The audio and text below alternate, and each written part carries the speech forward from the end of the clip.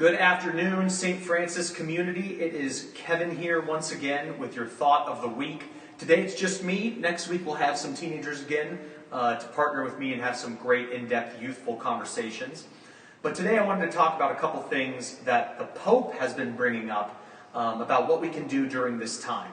There's a lot of uncertainty in our society, a lot of opportunity for Catholics to stand up and fight for social justice, fight for change, fight for loving our neighbors, and there's lots of ways we can do that. But first I wanted to share something that the Pope has shared today, which is his reading from the book of Sirach. And I think it has a lot of weight in our society today. So I'm going to read this, and then we're going to go into the thought. From the book of Sirach, chapter 2. My child, when you come to serve the Lord, prepare yourself for trials. Be sincere of heart and steadfast, and do not be impetuous in time of adversity.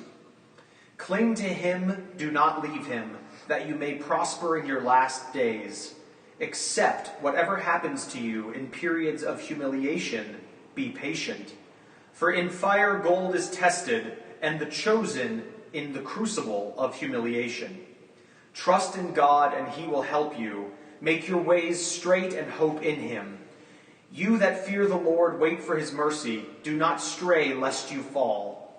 You that fear the Lord, trust in him, and your reward will not be lost. You that fear the Lord, hope for good things, for lasting joy and mercy. Consider the generations long past, and see, has anyone trusted in the Lord and been disappointed? Has anyone persevered in his fear and been forsaken? Has anyone called upon him and been ignored? For the Lord is compassionate and merciful, forgives sins and saves in time of trouble. Woe to timid hearts and drooping hands, to the sinner who walks a double path. Woe to the faint of heart, for they do not trust and therefore have no shelter. Woe to you that have lost hope. What will you do to the Lord's visitation? Those who fear the Lord do not disobey his words. Those who love him keep his ways. Those who fear the Lord seek to please him. Those who love him are filled with his law. Those who fear the Lord prepare their hearts and humble themselves before him. Let us fall into the hands of the Lord and not into the hands of mortals.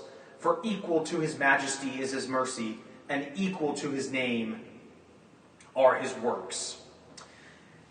And Pope Francis challenges us in today's day with following these works of mercy, as I bring them up on my phone, as technology is failing me, struggles to have us, forces us to do these works of mercy in our lives, in our society, in our community, in a way that is important for youth to follow, but also important for families and anybody who is just at home, wondering how they can make an impact in our society, thinking about ways that they can actually insert themselves into the dialogue and insert themselves into their community to make a positive, lasting change that's tangible.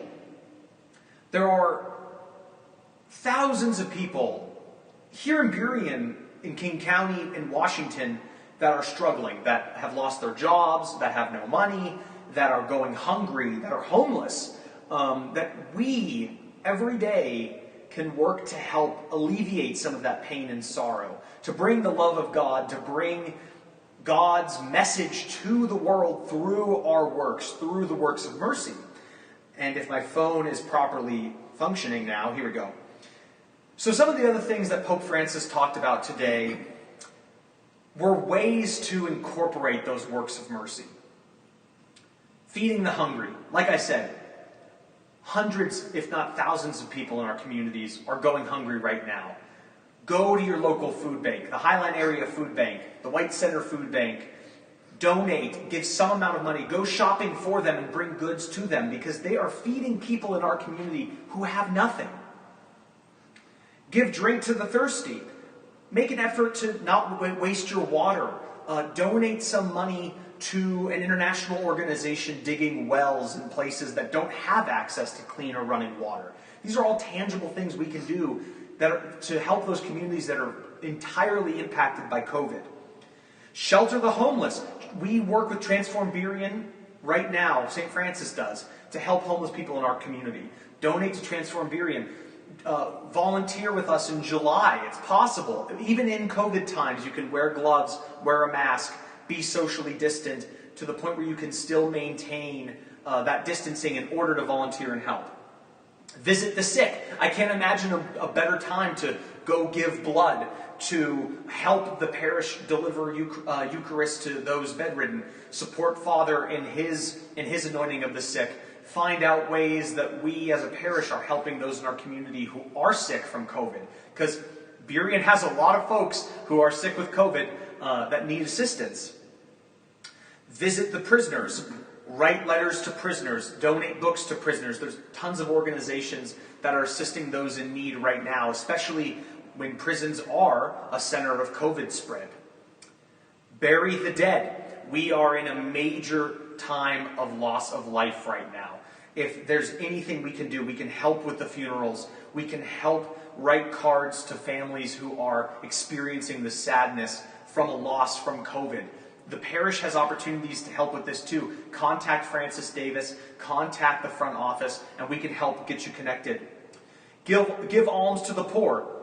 Overall, this is just an opportunity to, if you have the means in this time, to assist those who have nothing. We are called from that reading that I just did, from the book of Sirach, and through the corporal works of mercy, to assist those in our community that have nothing. And right now we are experiencing a time where many don't know what to do. Many don't know how to have a positive impact because we're in lockdown in our homes. We're all getting tired of that.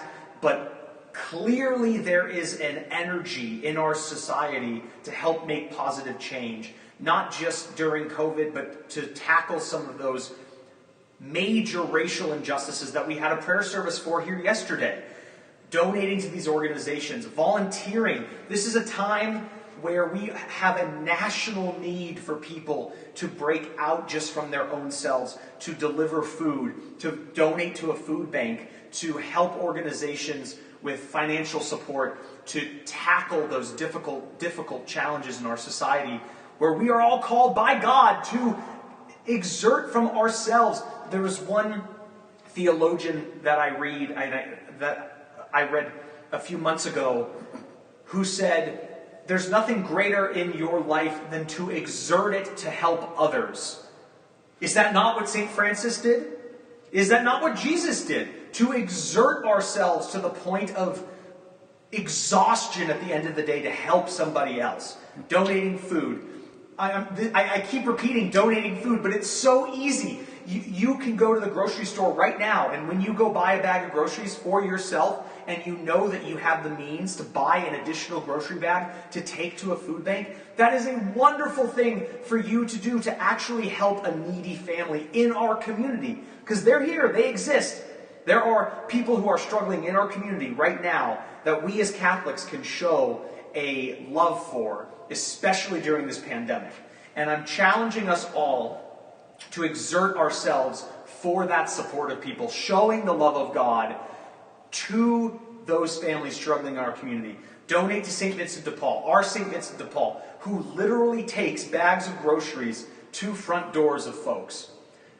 $20 does not go to anywhere except buying groceries to help people in need.